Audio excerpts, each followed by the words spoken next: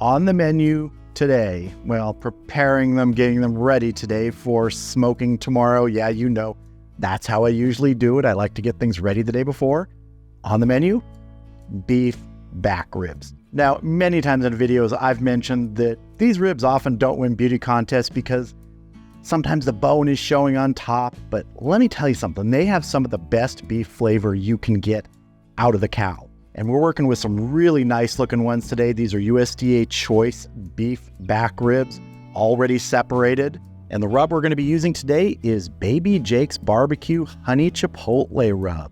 Now there is a little bit of surface dryness on these, so I'm going to hit these with a little bit of Worcestershire sauce. Don't need a lot, just a little bit. I can rub around on here. And I have these on a rack in this baking tray right here. Keeps them up off the bottom so that if there's any sweating of juices, they don't rest in that. Let's get these rubbed up a bit here. Get our rub on here.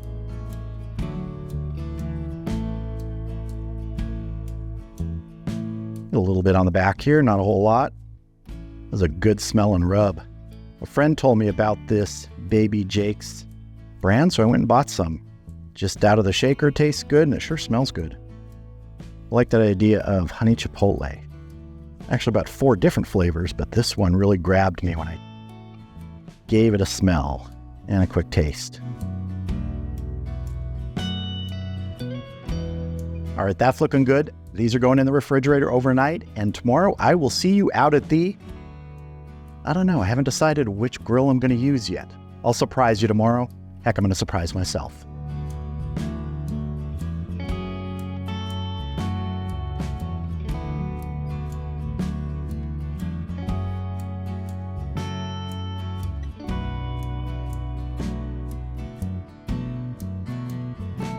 All right, the S&S Grills kettle is up to temp. I'm using the slow and sear in here today. I've got water in the water reservoir. I've got some foil in the bottom of the kettle just to catch drips, makes it a little easier cleanup. My target temp today is 250 degrees, and I'm gonna be adding some red oak. Let's get our red oak on first so we can tip the wing back. Let's let it rest on top of those chunks. And we'll just fit our ribs in here today. Might be a little tight,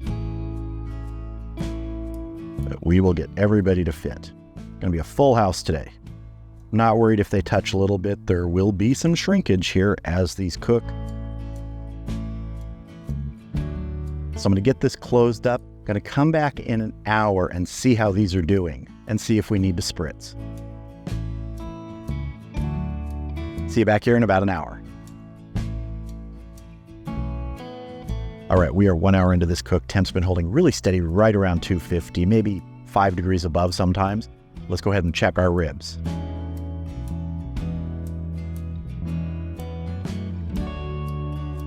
Those are looking really good, but I do see a little bit of dryness on there, so we're gonna spritz. And what I'm spritzing with today is a 50-50 mix of water and apple cider vinegar.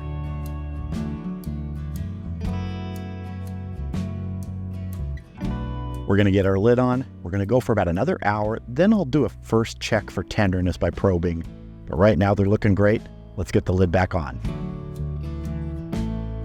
See you back here in about an hour. 2 hours down, not sure how much to go. Usually I find that beef back ribs take 5 to 6 hours, sometimes a little longer, sometimes a little less. Every cook can be different. But let's check these at the 2 hour mark, see how they're doing. Well, I can say I'm liking that color. Even though for these, I really am gonna go by color, I wanna do a little tenderness check here. Pretty good, actually. Let me give these a quick spritz.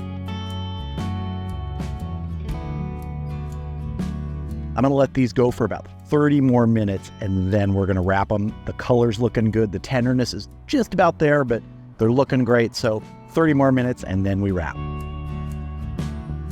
All right, we've been going another half hour. Let's get our beef ribs wrapped up.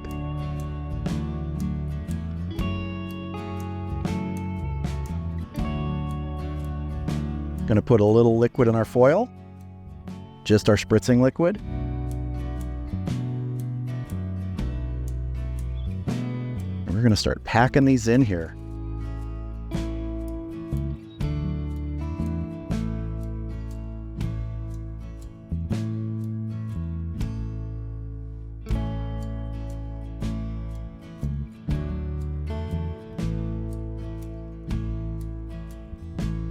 Get these back on the grill.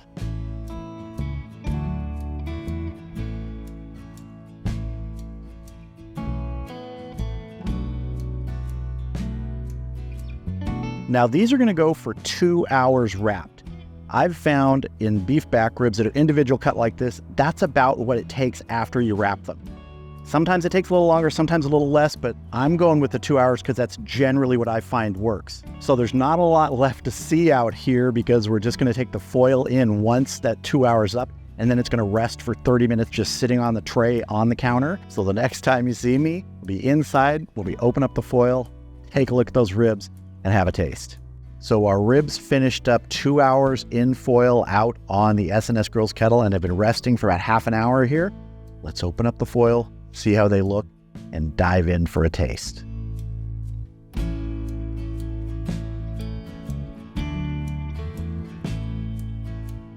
Oh, yeah, those are looking good. Let me get these out of here and onto the cutting board so we can have a better look.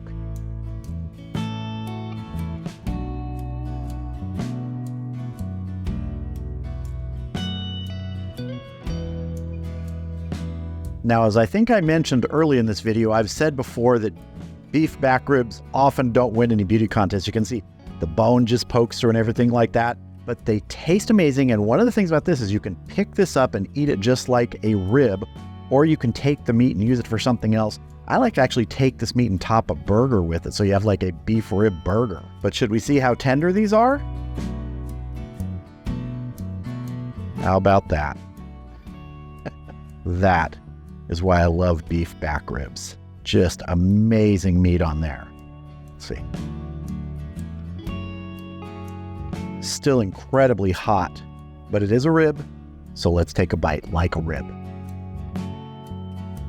The beef flavor coming off of this with just that rub and just that smoke is amazing. Now you could sauce this if you want. I've sauced beef back ribs before, but honestly, it doesn't need it when they turn out this tender and this tasty.